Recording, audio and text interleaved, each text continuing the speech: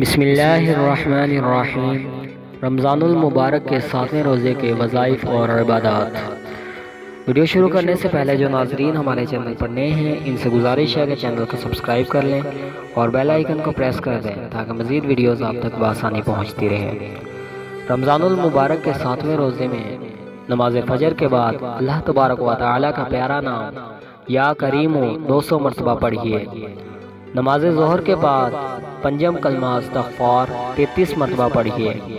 نماز عصر کے بعد سورۃ الفاتحہ الحمدللہ رب العالمین 40 مرتبہ پڑھیے اور نماز مغرب کے بعد سوم کلمہ تمجید 70 مرتبہ پڑھیے اور نماز عشاء کے بعد صلاۃ التسبیح 4 رکعت نفل نماز 1 مرتبہ پڑھیں۔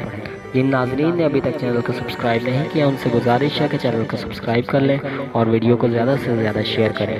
رمضان المبارک کے 30 روزے کے وظائف اور عبادات آل بوس ویڈیو 2255 چینل پر اپلوڈ ہو چکے ہیں، آپ وہاں سے دیکھ سکتے ہیں۔